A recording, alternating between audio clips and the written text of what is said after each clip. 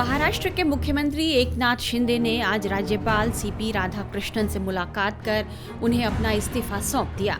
इस दौरान deputy CM Devendra Fadnavis और अजीत पवार भी उनके साथ मौजूद थे। विधानसभा का कार्यकाल आज यानी 26 नवंबर तक है।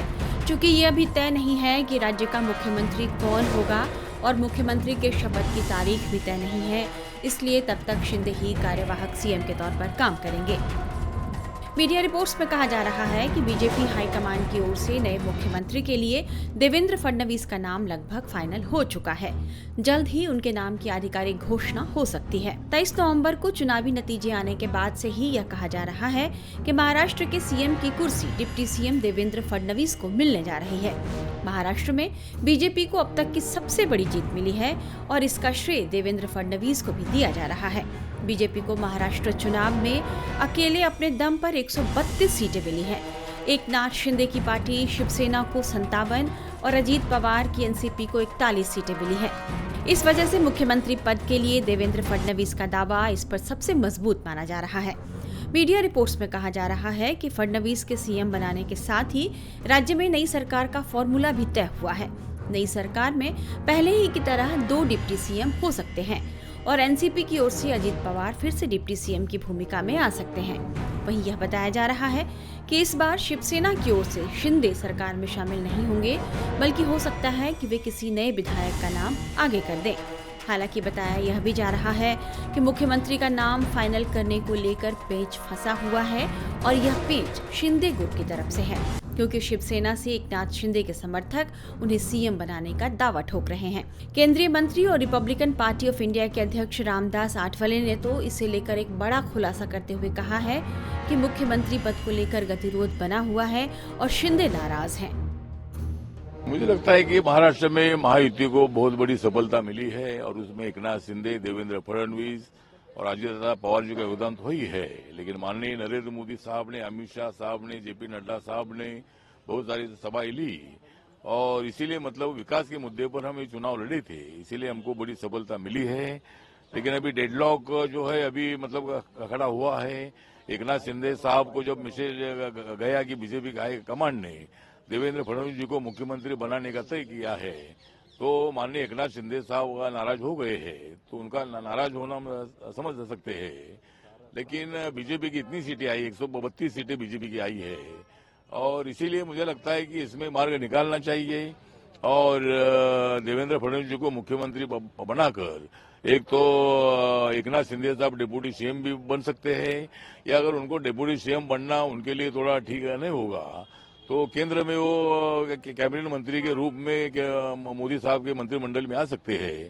तो ऐसा कोई मार्ग इसमें से निकलना चाहिए, या फिर मेरा मत ऐसा है कि इसमें एकनाथ शिंदे साहब को कोई बीजेपी ने ऐसा शब्द नहीं दिया था कि भाई आपको आगे भी आपको मुख्यमंत्री बनाएंगे।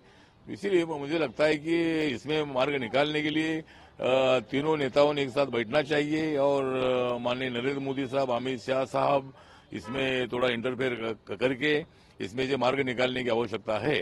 और इसीलिए मेरा तो सुझाव ये है कि एकनाथ शिंदे साहब अगर केंद्र में आते हैं तो इस विवाद को खत्म किया जा सकता है और महाराष्ट्र में 2 डिप्टी सीएम बनेंगे, एक एकनाथ शिंदे साहब का भी डिप्टी सीएम बनेगा, दूसरा अजीत दादा पवार जी भी डिप्टी सीएम रहेंगे। तो ऐसा कोई मार्ग इसमें से निकालना चाहिए, या फिर बीजेपी के हाई कमांड को इसके संबंध में निर्णय लेना है। अगर किसको मुख्यमंत्री बनाना है, बीजेपी की ज्यादा सीट है इसीलिए लोगों को लगता है कि देवेंद्र फडणवीस जी मुख्यमंत्री बनेंगे, लेकिन आखिर में निर्णय क्या लेना है ये माननीय मोदी साहब और माननीय अमित शाह साहब तय कर सकते हैं। लेकिन महाराष्ट्र के लोगों की भावना ये है कि भाई देवेंद्र फडणवीस जी ने मुख्यमंत्री बनना चाहिए। क्या सीएम पद के लिए सच में कोई गतिरोध है? आठवले के इस बयान को लेकर जब शिवसेना नेता संजय शिरसाट से यह सवाल पूछा गया तो उन्होंने क्या जवाब दिया, ये सुनिए।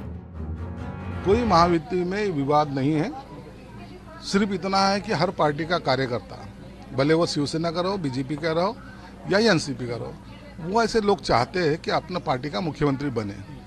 और आज की जो राजकीय परिस्थिति अगर आप देखते हो तो इसमें आने वाला कॉर्पोरेशन के चुनाव है, एकनाथ शिंदे साहब का चेहरा है, ये सब चीज़ें मायने रखती हैं। तो ये डिसीजन लेना वरिष्ठ नेताओं को भी थोड़ा सा लगता है कि क्या करना चाहिए, तो उसके लिए ये टाइम लग रहा है और मुझे लगता है आज शाम तक ये इसका टाइम निकल जाएगा, आज शाम तक उनका नाम का चयन हो जाएगा, घोषणा की जाएगी और जिसका भी नाम लिया जाएगा वो मुख्यमंत्री पद की शपथ लेगा और हम सब उस दिन हमारी दिवाली मनाएंगे। आठवले का जिस तरह से बयान आता है, आठवले कहते हैं कि मुख्यमंत्री ने केंद्र में जाना चाहिए और देवेंद्र फडणवीस ने महाराष्ट्र में मुख्यमंत्री पद। आठवले जी क्या कहते हैं इसके बारे में हमें कोई जानकारी नहीं है और आठवले साहब ने ये सब चीज़ें क्यों बोलते, किस वजह से बोलते, ये उनको पता है, वो उनको पता है। लेकिन मुझे लगता है कि राजनीति में अगर एमएलए बहुत सारे होते हैं तो उसके वॉइस को थोड़ा सा स्ट्रांगली लोग देखते हैं। अब उनके बाद वो क्यों ऐसा बोल रहे ये हमें जानकारी नहीं है, लेकिन इसका डिसीजन ऊपर वाले लेंगे, इनको उसके बारे में इतनी राय देने की जरूरत नहीं है। इसका उत्तर कौन हमारे महायुति का नेतृत्व करेगा और महायुति का मुख्यमंत्री का चेहरा कौन होगा, इसका उत्तर हमारे 3 जो नेता है, माननीय एकनाथ जी शिंदे साहब, माननीय देवेंद्र जी फडणवीस साहब और माननीय अजित दादा पवार साहब, ये तीनों ही इकट्ठा बैठ के इसके ऊपर चर्चा करेंगे और ये तीनों जो निर्णय लेंगे वो हमारे सभी विधायकों को, महायुति के विधायकों को वो निर्णय हमको मान्य रहेगा और वही निर्णय इम्प्लीमेंट होगा। सामान्य शिवसैनिक क्या सोच रहा है मुख्यमंत्री एकनाथ शिंदे? देखिए, हर पक्ष को, हर पार्टी को लगता है कि अपने पार्टी के नेता को मुख्यमंत्री पद का संधि मिलना चाहिए।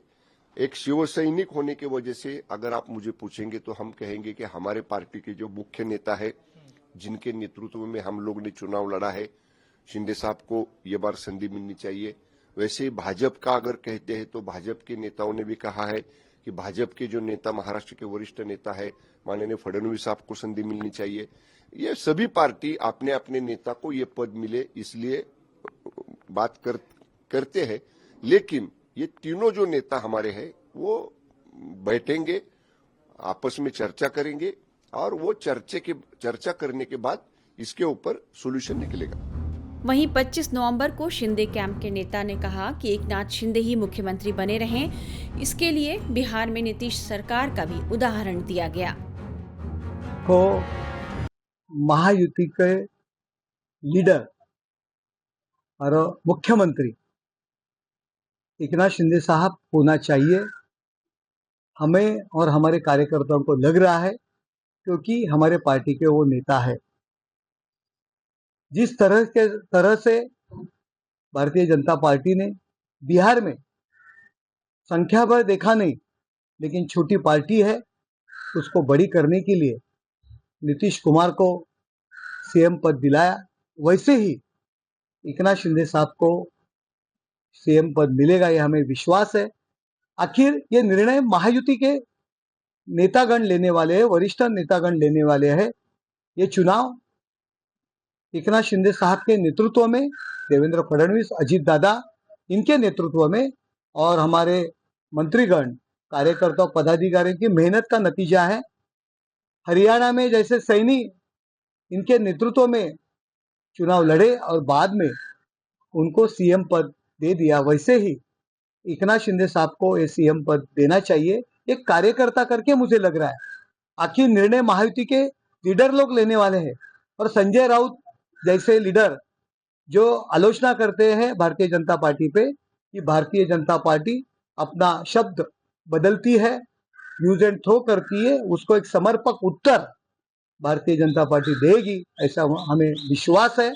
और ये सीएम पद एकनाथ शिंदे साहब को देना चाहिए, हमारे कार्यकर्ता करके मुझे लग रहा है। आखिर निर्णय तो महायुति का नेता लोग लेंगे, वो तो निर्णय हमें मान्य होगा, लेकिन एकनाथ शिंदे साहब ने जो महाराष्ट्र में जो सीएम की जो गरिमा है वो कॉमन मैन करके प्रस्थापित की है। सबसे ज्यादा लोकप्रियता एकनाथ शिंदे साहब की है। ऐसे सब जो चैनल्स है, जो दूरचित्रवाणी है, उन्होंने जो सर्वे किया था उसमें सबसे ज्यादा लोकप्रिय आदमी करके एकनाथ शिंदे साहब का नाम आगे आ रहा है। हर योजना सरकार ने लिए हुए निर्णय आखिर स्तर तक लेके जाने का काम एकनाथ शिंदे साहब ने लिया है, उनके सहकारी भी उनके साथ में। इसीलिए ये चेहरा आने वाले महानगर पालिका का चुनाव रहने दो, ग्राम पंचायत के चुनाव रहने दो, जिला परिषद के चुनाव रहने दो, नगर पालिका के चुनाव रहने दो, इसमें युति के लिए एक एसेट होने वाला है। इसलिए हमारी मांग है कि एकनाथ शिंदे साहब को सीएम बनाए। शिवसेना शिंदे गुट के इस दावे के बाद बीजेपी के प्रवक्ता प्रवीण दारकेकर ने साफ तौर पर कहा कि सीएम पद के लिए देवेंद्र फडणवीस ही सबसे बेहतर हैं और वह महाराष्ट्र का नेतृत्व करने में सबसे सक्षम नेता हैं। चुनाव का माहौल रहता है तभी इसी तरह का माहौल रहता है। हर पार्टी के कार्यकर्ताओं को, नेताओं को लगता है कि अपना प्रमुख नेता इस राज्य का प्रमुख हो, वो पार्टी की भूमिका है, कार्यकर्ता की भूमिका है। वैसा मुझे भी लगता है, मेरी पार्टी की भी भूमिका है कि हमारे देवेंद्र जी महाराष्ट्र के मुख्यमंत्री हो, लेकिन महायुति का मुख्यमंत्री होगा, तीनों पार्टी में समन्वय होकर मुख्यमंत्री होगा और हमारा केंद्रीय नेतृत्व इस विषय पर आखिर शिक्कामोर्तब और तय करेगी। जो अनुभव है मुख्यमंत्री बतौर मुख्यमंत्री देवेंद्र फडणवीस बहुत बड़ा है और स्टेबल गवर्नमेंट उन्होंने 5 साल। निश्चित तौर पर देवेंद्र जी ने 5 साल इस राज्य को एक ऊंचाई पर लेके गए। तीनों पार्टी का समन्वय कैसा रखना, उन्होंने ये महायुति का सरकार चला के दिखाया है और इसलिए महाराष्ट्र को देवेंद्र जी की जरूरत है, पार्टी को जरूरत है, महायुति को जरूरत है। फडणवीस के तीसरी बार मुख्यमंत्री बनने की चर्चा के बीच शिवसेना शिंदे गुट के विभिन्न नेताओं के इस बयान से जाहिर है कि बीजेपी के लिए देवेंद्र फडणवीस के नाम की घोषणा करना थोड़ा मुश्किल हो रहा है। देखना होगा कि इस पर क्या फैसला होता है।